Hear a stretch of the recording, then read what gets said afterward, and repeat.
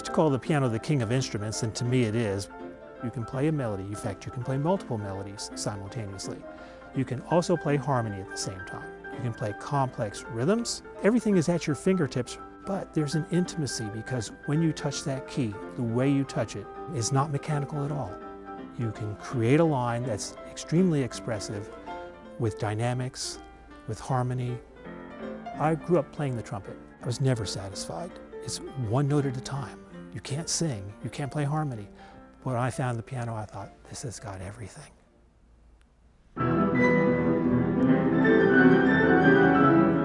The piano as we know it was invented around 1706. At the turn of the century, as in the early 1900s, 80% of households had pianos. Pianos were as ubiquitous as TVs. Every household had one. You will have only one page turn. The page turn at the bottom of page 4 is a dotted... I went to a camp in Arkansas, Eureka Springs, in the early 2000s, and I taught there in the summers. At the end of the week, we would all get together and get as many pianos as we could locate, put them on the stage, and just perform pieces in mass, kind of like a monster concert. Well, in 2011, I came back to East Central and decided to bring the concept here.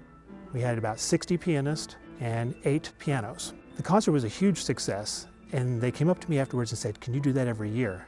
Well, there was no way.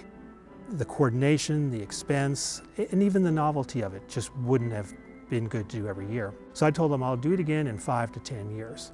Well, it's been 8 years, and I thought this is about the right time for this. Monster refers to the number of people involved and all the music that we play. It doesn't refer to the length of the concert. It's not a 3-hour concert. It's just huge in the fact that we have 100 pianists and 13 pianos on one stage. All of this began probably at least 13 months ago.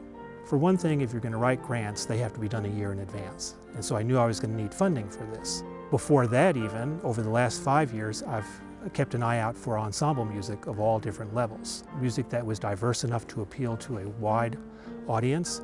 Simple pieces that people who'd been playing the piano for 6 months could play, but also challenging pieces that people who played for 40 years would really enjoy sinking their fingers into.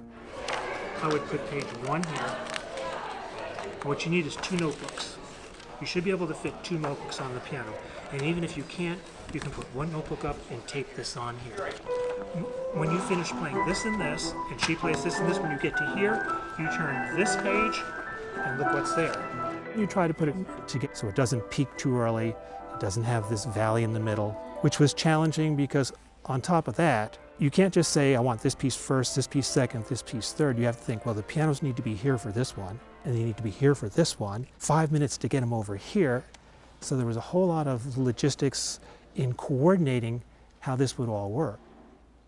We ultimately ended up with 35 minutes of actual recorded music time, and the concert took an hour. So there was 20 to 25 minutes of moving pianos around. My team actually diagrammed where each piano would be moved in order. Moving the pianos was an art in itself. It almost looked like a dance.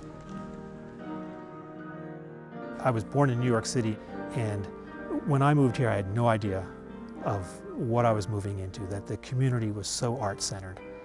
I began to open up a studio thinking this is going to be tough, but within 6 months I had a piano studio that was functional and large enough to make a living from. And I began to realize that this community really is engaged in the arts. I mean, to me it's unique. Where I grew up, I certainly had a wonderful musical program in my community, but it just didn't seem like this at all, where everybody was interested and wanted to be a part of music. I work with a couple of publishers, and they're always on the lookout for new composers from this part of the country. They have told me in the past, this is a hotbed and has been for years of creativity.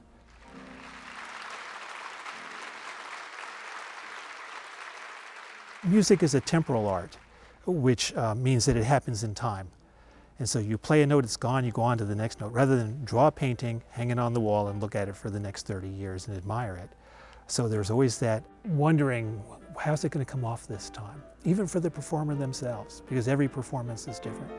If you want to hear a perfect recording, buy the best CD, listen to it at home on the best possible stereo system. But the connection with the performer, I love going to games, any kind of game if I know the people on the field. And it's the same way with music. You can listen to a great performance of a piano piece, but it's nothing like coming into a place like this and listening to your neighbor or someone you know from church get on the stage and play it. Maybe not as perfectly, but you know that person and you're riding with them on the bench. To understand something and appreciate something, you have to be personally involved in it. And bringing music to a community like this enables that. That's where I want to be. That's where I want to throw my support, my energy, and my time into uplifting and supporting my neighbors, my friends, the people I know.